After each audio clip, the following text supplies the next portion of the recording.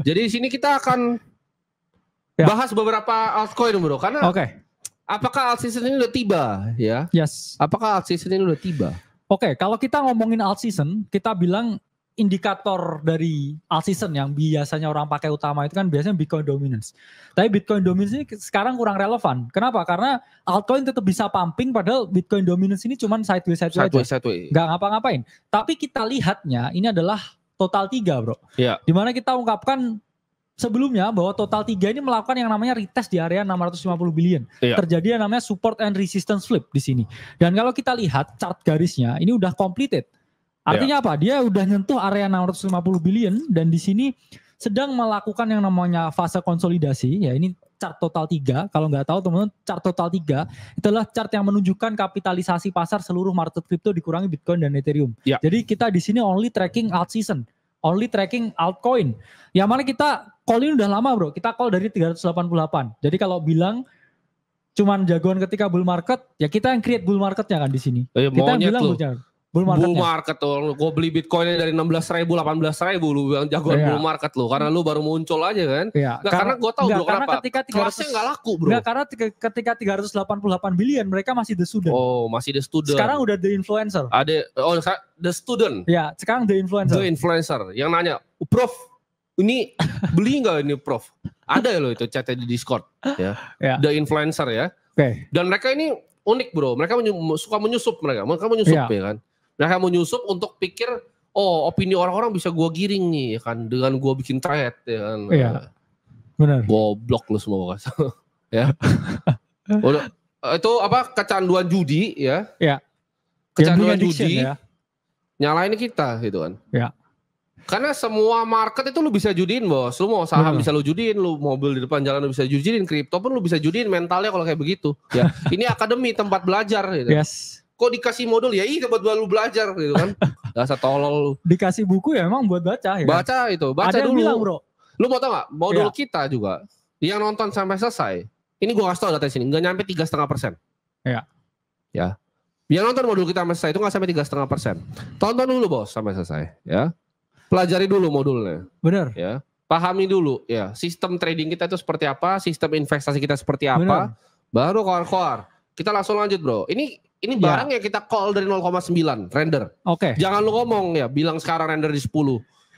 Ya, render kita juga sempat bahas ya di pertemuan sebelumnya ya bro. Meeting kita sebelumnya. Di mana render ini testing ya, weekly chart ya. Ini bisa dicek ya sebelumnya previously. Dan pertama render, call 0,9 ya, lu jangan ngomong di 10. 4,3 gue bikin thread di Twitter sampai orang luar negeri ngelihat semuanya. Tapi thread gua. Iya, dimaki juga kan itu ya. Dimaki juga tapi sama lokal ya. Benar. 4,3 dibilang FOMOin. Sekarang 10. Ya. Ntar dibilang lagi nanti. Ya. Kenapa berisik kayak begini kelakuan kalian? Ya karena itu IQ-nya 78 ya. Jadi tingkatin dulu IQ-nya. Render lanjut bro. Oke, render minggu lalu kita call ya. Round 7 ya, sekarang di 10, bouncing 46%. Sekarang bullish divergent di weekly. Bahkan teman-teman inget ya, di margin call yang sebelumnya ya masih yang di Cyberpunk kita bilang semua ini weekly ada di dynamic EMA-nya, daily membentuk bullish divergence, semua altcoin beli ya. Itu bahkan kalau kita lihat secara fear and greed crypto, nah ini balik greed lagi. Kemarin 57 fear ya, 57 fear ya. Kalau sebelum koreksi bro, ketika 70-an ribu itu extreme greed yang ada. Iya. Terus kemudian ke flash dikit ya kan? Ke flash dikit. Terus habis itu kita bilang mereka. Ini adalah time ya ketika kita mau ya melakukan pembelian. Iya. Waktu itu fear ya. Terus habis itu sekarang balik greed lagi nih ya. Balik greed lagi. Padahal kita waktu fear juga call ya, berbagai altcoin itu ada di range yang ideal membeli. Kenapa? Benar. Ideal membeli karena dia testing di weekly. Ya. Dan juga daily ada di dynamic EMA-nya. Ya. Oke. Itu untuk render ya. Yes. Masih ada potensi. Karena kita lihat sekarang. Kalian mungkin mesti tonton di YouTube ya tentang AI. Jadi kemarin ada video itu Jensen Huang tuh Nvidia punya CEO bikin conference ya beberapa bulan lalu. Ya. Gue nonton videonya itu lumayan ngeri ya. Dimana mereka itu udah pakai AI untuk biotech bro. Yes. Untuk biotech, untuk sembuhin virus begitu. Ya. Dia udah pakai AI untuk bikin apa? Sinematik punya backdrop Dia udah bikin AI untuk semuanya. Jadi ini revolusi AI ini ke depannya luar biasa. Dan kemarin gue terakhir itu 4 hari lalu kalau gue gak salah, video Sora yang makan burger itu yang gue post di Instagram gue. Gue anjir ini. Gila ini menurut gue. Ini gak masuk akal.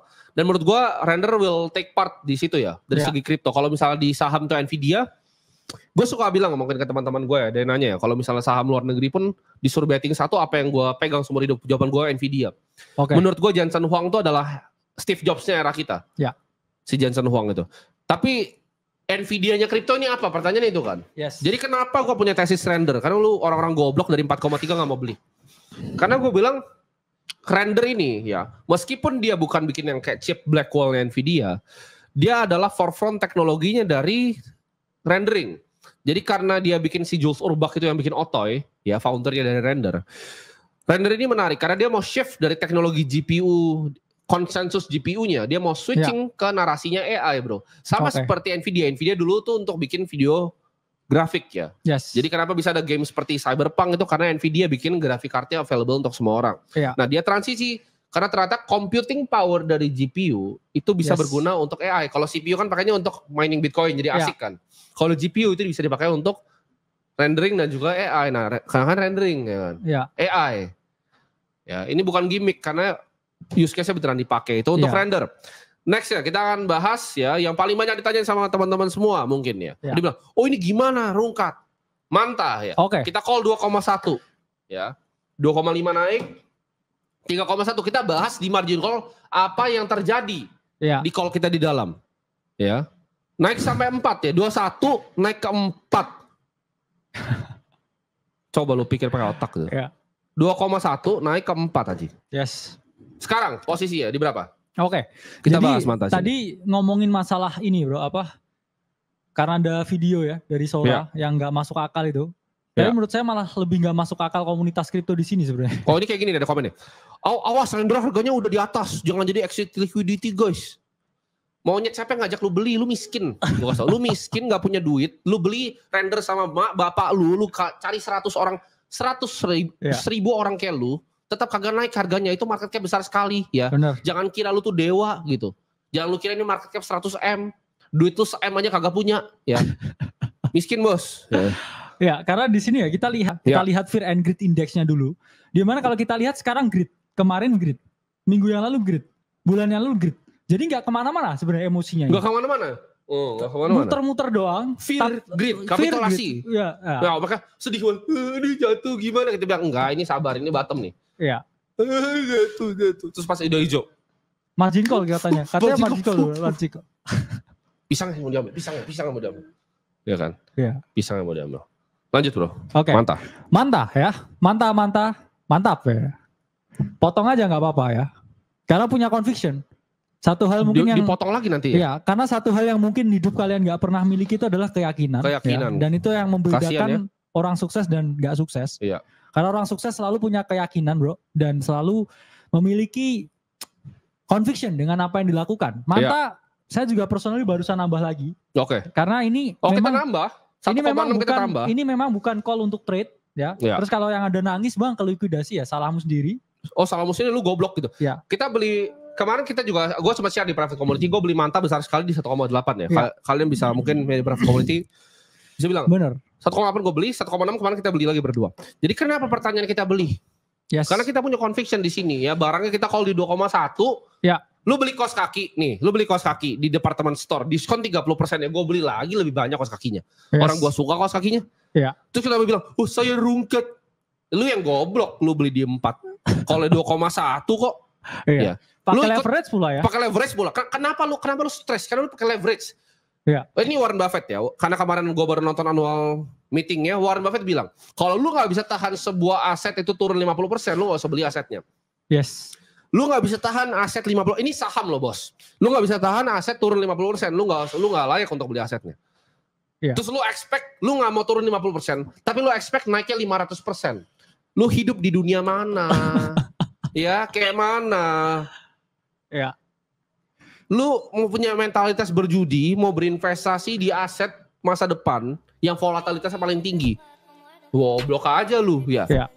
Orang semua untung dari 2,1 ke 4, lu rugi dari 4 belinya. Terus salah dia. Lu yang pencet sendiri ya kan. Lu yang masukin duit sendiri, lu yang pencet sendiri. Salah orang kan goblok lu. Ya.